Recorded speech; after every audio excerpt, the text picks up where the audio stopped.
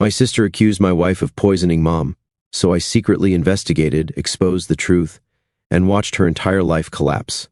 I, a 32-year-old male, have been married to my wife Sarah, a 30-year-old female, for 5 years now. The situation I'm about to describe has completely torn my family apart, and I need some outside perspective. My sister Amy, a 35-year-old female, has accused my wife of deliberately poisoning our mother, Linda, a 65-year-old female, who has been living with us for the past 8 months due to her declining health. I need to provide some background first to help everyone understand the dynamics at play here.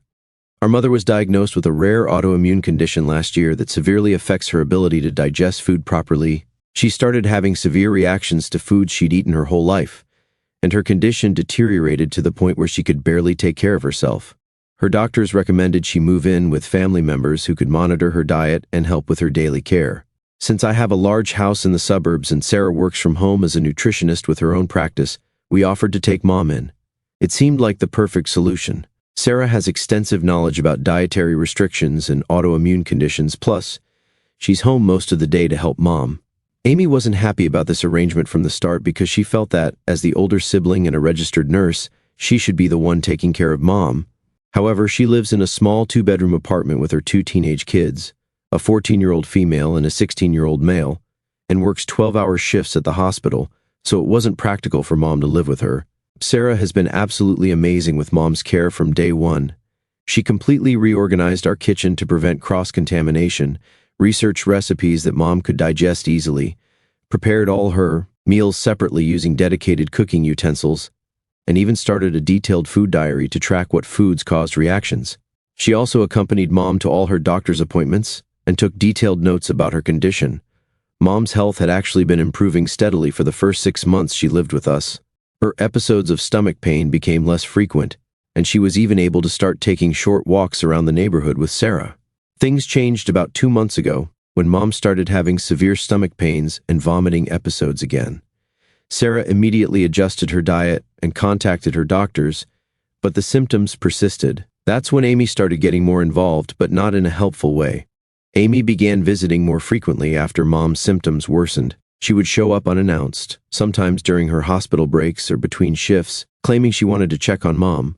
But I started noticing a pattern. She was really watching Sarah like a hawk. She would hover in the kitchen when Sarah was preparing Mom's meals, ask pointed questions about every ingredient, and even started taking photos of medicine bottles and food packages when she thought no one was looking. Sarah tried to be patient and answer all her questions, even offering to share Mom's food diary and the research she'd done about managing the condition.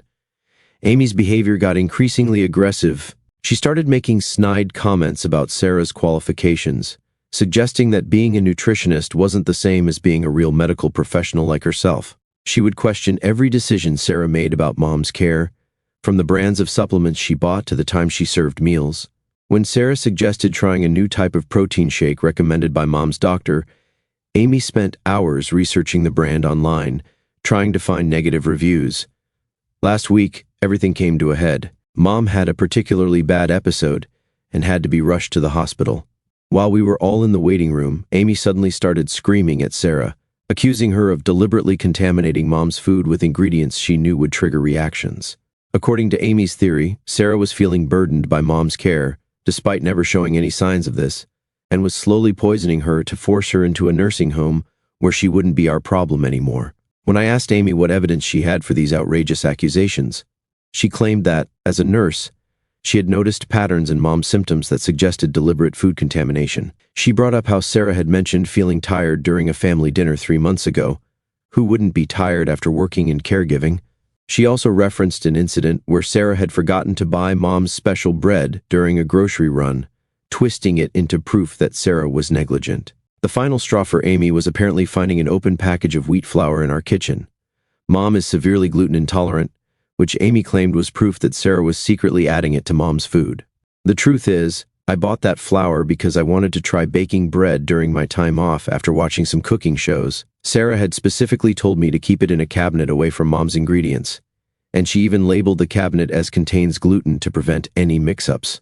When I defended Sarah, pointing out how she's done nothing but help Mom, Amy turned on me too.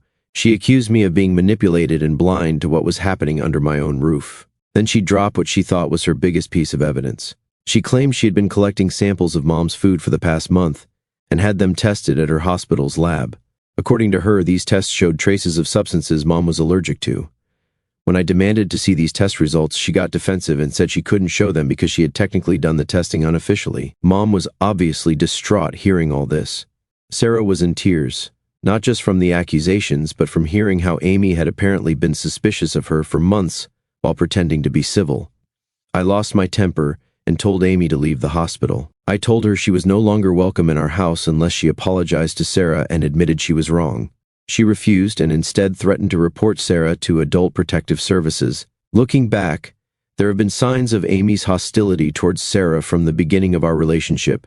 When we first started dating 6 years ago, Amy was convinced Sarah was a gold digger because she came from a wealthy family but chose to work as a nutritionist instead of joining her family's business. She would make comments about Sarah playing at having a career while secretly planning to inherit her family's money. Even after Sarah proved herself by signing a prenup that Amy didn't know about and building her own successful practice from scratch, Amy remained cold towards her. There's also the fact that Amy never approved of anyone I dated, claiming they weren't good enough for her little brother. Before Sarah, I dated someone Amy initially liked, but as soon as things got serious, Amy found reasons to criticize her too. She's always been overprotective, but this situation with Sarah has taken it to a whole new level. I decided to cut contact with Amy until she comes to her senses. Our other family members are divided. Our cousins think I'm being too harsh and should at least hear Amy out since she has medical training and might have noticed something we missed. But our aunts and uncles agree that her accusations are ridiculous and harmful, especially since she can't provide any actual evidence. Mom is still in the hospital, and her doctors are running tests to figure out what caused the recent decline in her condition. Sarah visits her every day despite Amy trying to convince the hospital staff not to let her in. I feel torn about choosing to believe my wife and cutting off my sister. Should I be taking these accusations more seriously given Amy's medical background? The whole situation feels surreal, and I can't believe my own sister would do this to our family. After 5 days in the hospital, Mom's test results finally came back. The doctors discovered the real reason for her declining health. She had developed new allergies to nightshade vegetables, tomatoes, peppers, eggplants that were previously safe for her to eat. This sometimes happens with her type of autoimmune condition, where the body can suddenly start reacting to foods that were fine before. The doctors adjusted her diet plan, removing these vegetables completely, and she's already showing significant signs of improvement. When Amy found out about this, instead of apologizing for accusing Sarah, she doubled down. She claimed that Sarah, being a nutritionist, must have known about these new allergies developing, but kept feeding Mom those vegetables anyway. She even went as far as to say that Sarah probably noticed Mom's initial mild reactions, but continued serving these foods to make her condition worse. This made absolutely no sense because Sarah was the one who first suggested to Mom's doctors that her symptoms seemed similar to her previous food reactions and requested the allergy tests. But here's where things get really interesting, and this is what finally exposed everything. Last Friday, I ran into Monica, one of Amy's coworkers who has been a family friend for years, at the grocery store. She asked how Mom was doing and mentioned how worried she was about Amy's recent behavior at work. When I asked what she meant, Monica revealed something shocking. Amy had never actually had Mom's food tested at the hospital lab. Monica explained that such unofficial testing would be impossible due to strict protocols about lab use and sample testing. Not only that, but Amy doesn't even have access to that department as a nurse in the cardiac unit. She would have no way to run food contamination tests. When Monica heard through hospital gossip that Amy was claiming to have done these tests, she was concerned but didn't know how to bring it up. I decided to confront Amy about this lie immediately. I drove to her apartment that evening and showed her my phone recordings of my conversation with Monica. My state allows one-party consent for recordings. At first, Amy tried to claim that Monica was lying to protect the hospital, but when I pressed her about the specific details of these supposed tests, she finally broke down. She admitted she had made up the whole testing story because she was so sure Sarah was hurting Mom and thought having evidence would make everyone believe her. This led to a huge family meeting the next day where even more truth came out. We discovered that Amy had been systematically poisoning other family members' opinions of Sarah for weeks. She had created a private group chat called Protecting Mom, where she had been sharing her concerns about Sarah's care of Mom, carefully excluding me and anyone who might defend my wife. She had been sending updates about Mom's condition that exaggerated her symptoms and implied Sarah's involvement. The most disturbing discovery came when our cousin Jenny pulled me aside after the family meeting. She revealed that during one of Amy's surprise visits to check on Mom, she had actually planted a hidden camera in our living room. Jenny only knew about this because Amy had tried to get her husband, who works in security, to help her set up additional cameras. He had refused and told Jenny about it, but Jenny had been too uncomfortable to tell me until now. When confronted about the hidden camera, Amy tried to justify it by claiming she did it to protect Mom. But when we demanded to see the footage, she admitted she hadn't found anything suspicious. Just hours of Sarah patiently helping Mom with her meals, medications, and daily activities. The camera has since been removed and turned over to our lawyer, as this type of surveillance is illegal in our state without consent. Sarah is understandably devastated by all of this. She's been having anxiety attacks, especially after we discovered that Amy's campaign against her had spread beyond our family. Amy had been approaching Sarah's clients at the hospital. Many of her nutrition clients are referred by doctors there, and implying that Sarah was untrustworthy. She never made direct accusations but would say things like, "I wouldn't trust my family member with her," or "You might want to get a second opinion." As a result, Sarah is considering taking a break from her practice. Several clients have already canceled their consultations, and a doctor who regularly referred patients to her has stopped doing so.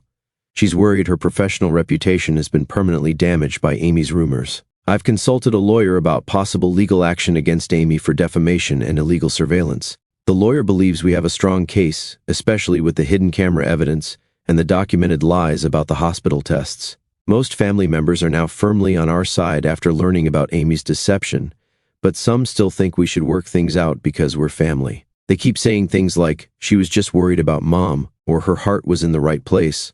Mom is especially torn about the whole situation. While she knows Sarah is innocent and has been nothing but helpful, she hates seeing her children at odds with each other. She's been crying a lot and blaming herself, wondering if she should have just moved into a nursing home instead of living with us.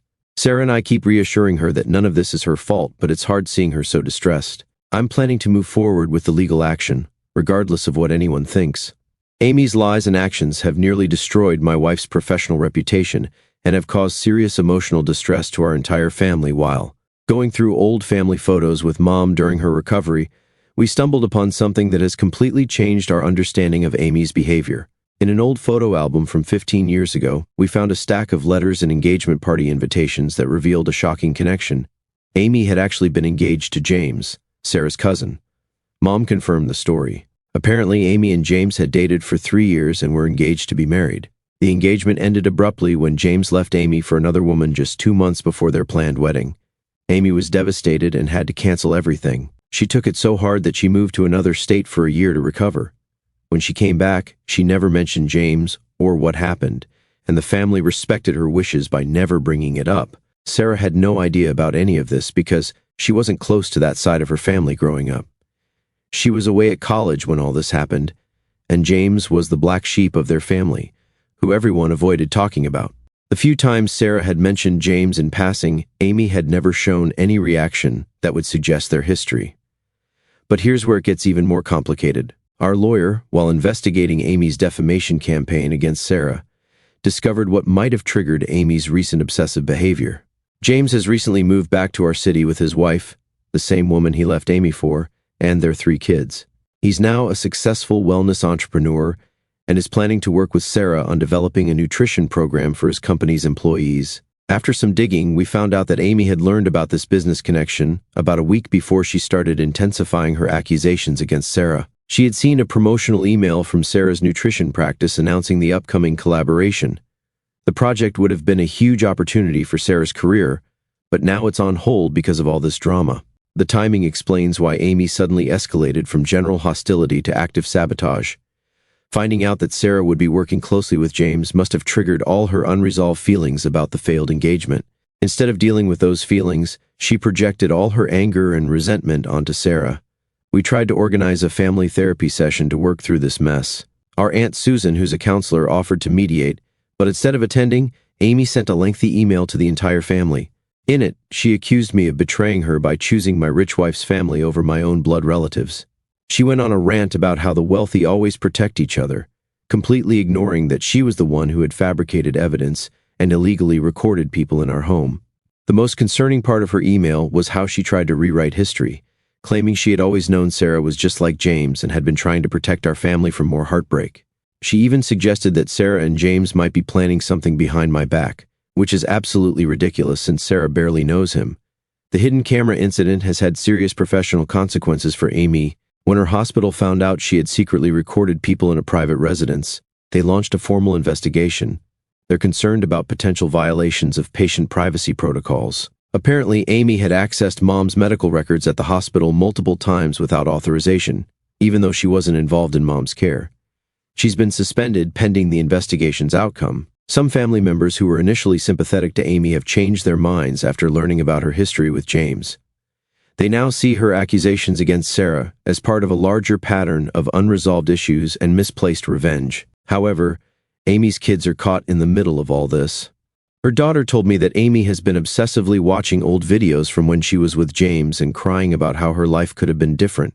I feel some guilt about not remembering the James situation sooner, but I was only a teenager when it happened, and Amy had been so insistent on everyone forgetting about it. Sarah feels awful too, even though none of this is her fault. She offered to withdraw from the project with James to keep the peace, but I told her she shouldn't have to sacrifice professional opportunities because of Amy's issues. Mom is doing much better health-wise, but this revelation about Amy and James has her questioning everything. She keeps asking if she should have forced Amy to get counseling after the broken engagement, instead of letting her pretend it never happened. I'll update again once the hospital investigation is complete. For now, we're maintaining no contact with Amy and focusing on helping Sarah rebuild her professional reputation. The situation has finally reached its conclusion, though in a way none of us expected. The hospital completed their investigation of Amy last week, and the results were damning. They discovered that beyond accessing Mom's records without authorization, she had been using her position to look up medical information about Sarah's clients. This was a major HIPAA violation. The hospital terminated her employment immediately and reported her to the state nursing board. This triggered what I can only describe as a complete meltdown. Amy showed up at our house at 3 o'clock in the morning on a Tuesday, clearly drunk, demanding to speak to Mom. When we refused to let her in, she started screaming in our driveway about how everything was Sarah's fault. She claimed Sarah had orchestrated her firing by telling lies to the hospital administration, even though Sarah had nothing to do with the investigation. The noise woke up our neighbors, and one of them called the police. Before they arrived, Amy started throwing rocks at our windows and threatening to expose us on social media. We got the whole incident on our security cameras. She only left when she heard police sirens approaching. True to her threat, Amy spent the next day creating multiple social media posts accusing Sarah of elder abuse, professional fraud, and having an affair with James. She even posted edited screenshots of text messages to make it look like Sarah was admitting to wrongdoing. Our lawyer immediately sent her a cease and desist letter, warning her about defamation charges. She deleted the posts, but by then, screenshots had already circulated in our local community. But that wasn't the end of it. We discovered she had been sending anonymous emails to Sarah's clients and professional contacts. These emails included wild accusations about Sarah's qualifications and character, alongside the same edited screenshots from social media. Some of these emails even contained thinly veiled threats about making sure the truth comes out. This was the final straw. We filed for a restraining order and are proceeding with legal action for defamation, harassment, and emotional distress. The evidence is overwhelming. We have the security footage, the social media posts, the anonymous emails traced to her IP address, and testimony from her former hospital colleagues about her obsessive behavior. Mom made the difficult decision to move into a senior living community nearby. Despite our assurances that she's welcome to stay, she feels this is the best way to maintain her independence and keep peace in the family. She's actually doing well there. They have staff trained in managing dietary restrictions, and she's made friends with other residents. The fallout within the family has been severe. Most relatives have cut contact with Amy, especially after seeing the security footage of her drunken rampage. Her ex-husband filed for full custody of their kids after the incident at our house, and the judge granted it. Her kids are now living with him full-time and are in therapy to deal with everything that's happened. Amy has moved to another state to live with a distant cousin. Last we heard, she's trying to get her nursing license transferred, though that might be difficult given the pending investigation by the nursing board. She sent one final email before leaving, not to apologize, but to blame everyone else for ruining her life. Sarah's business is slowly recovering. The incident actually led to some positive changes. She's expanded into virtual consultations and is working with a larger medical practice now, which has helped rebuild her client base. The project with James's company is moving forward, and he's been surprisingly understanding about the whole situation. Looking back, I realized that cutting toxic people out of your life is sometimes the only solution, even if they're family. Amy's issues with James clearly ran deeper than any of us realized, but that doesn't excuse her attempts to destroy Sarah's life and reputation. Sometimes the hardest decisions are the right ones, and I don't regret choosing to protect my wife and our life together.